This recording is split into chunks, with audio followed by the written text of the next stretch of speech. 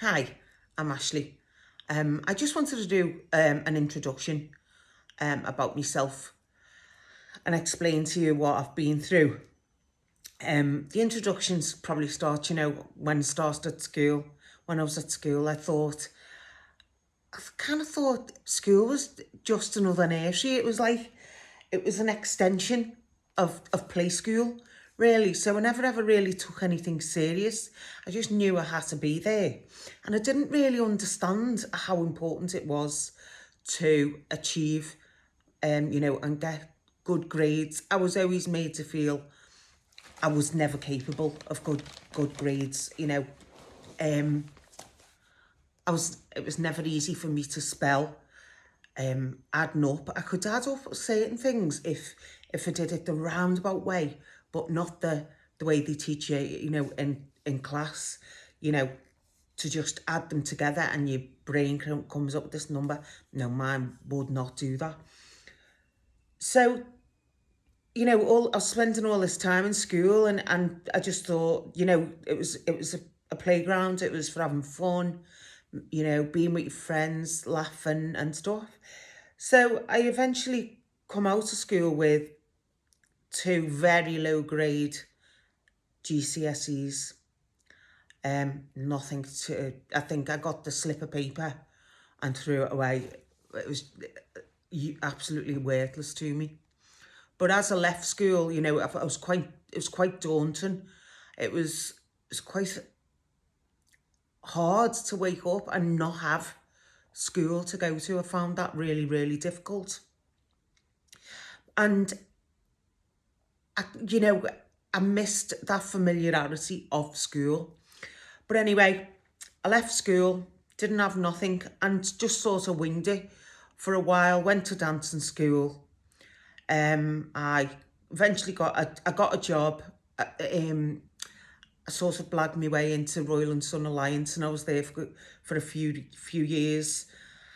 Then I left there.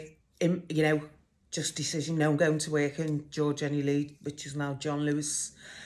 But then I missed Royal and Sun Alliance, so I ended up going back there.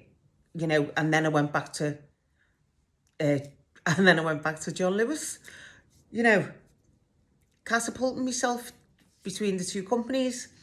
And that was before I went to Australia. I knew there were certain things in my life that I wanted to do. One of them I did want to get a degree, even though, the odds were against me. Wanted to get a degree. I wanted to go to Australia, on a working holiday visa. But I just thought, oh, I can just do it whenever I want. So I never do anything conventional. So, I thought, right, all of a sudden, I think I dreamt it. Right, this is the way I'm going to go. I'm going to go to Australia because I've missed going to university this time round. So I'll go to Australia in the year. I won't waste another year. So then my friend says to me, oh, no, you can't. You've got to be under 26 to get a visa. But sometimes they do give people visas if you've got a good enough reason. So the next day I wrote a letter to the Australian embassy and I said, I've been working all these years to get all these qualities, these things that I can use, when it comes down to a job. So I've got all this experience and I feel ready now to go to Australia. So luckily enough, they gave me a visa. So off I went. So I did my year in Australia and then I come back and done an access course because I had no qualification. So passed my access course and I went to university and I got a 2-1. I was there for 3 years. It gave me a lot of confidence. But then I still didn't really know what I wanted to do. But I always had this feeling that, I was envious of people really because they could decide what they wanted to do when they left school and I want to be a teacher. So they go to teacher training, they go to, go to postgraduate education certificate and stuff. And then they'd be a teacher for the rest of their life. And I was quite envious of that because I can never make my mind up what I want to do or where, what it is I want to be when I grow up. That kind of thing, what people say, what do you want to be when you grow up? Still don't know.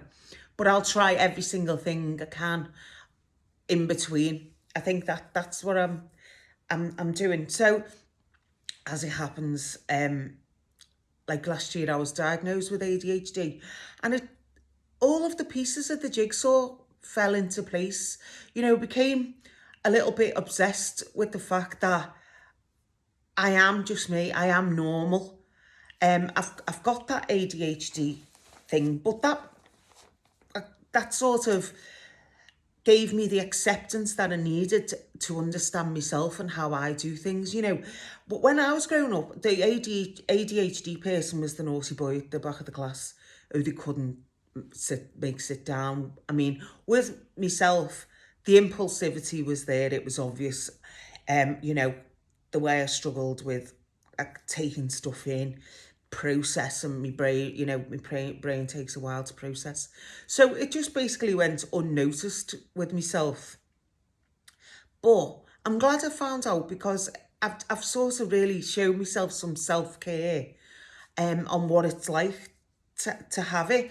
And the way I see it is, if anything, I recognise that it was my superpower, and it's pushed me into doing these random risky decisions and impulse things. When I was going to Australia, like we were gone in 3 weeks. We had a house to rent out and 2 cars, and and we were gone.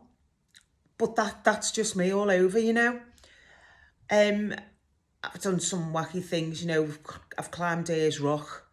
I've got a scar on my arm where I fell down a hole at the top of it, like just slid into this big crevice at the top. So, we've all been labelled, or, that ADHD label, but we're all individual. And I just think that for me, I've just realised, well, nobody's fingerprint is the same. So why do they think that our brains are the same? And they're not. Everybody's as unique to themselves. And also who said you've got to do this? For the boy at the back of the class who can't sit down, he's not going to be academic, so don't force him. He's obviously, like, if he's standing there playing with the building tools, wearing a hard hat and a high visibility, he's a tools man. Why don't they allow people to play to their strengths? And I'm sure people will be a lot happier, than being sent to the headmaster all the time because they can't sit still and they shout out in class. So that's just an introduction to myself. I just wanted to explain a little bit about my journey. So if you've got any comments, please do get in touch. I'd love to hear from you. I'm all over social media, and I have my own website, ashleycahill.co.uk. Thanks very much. Bye.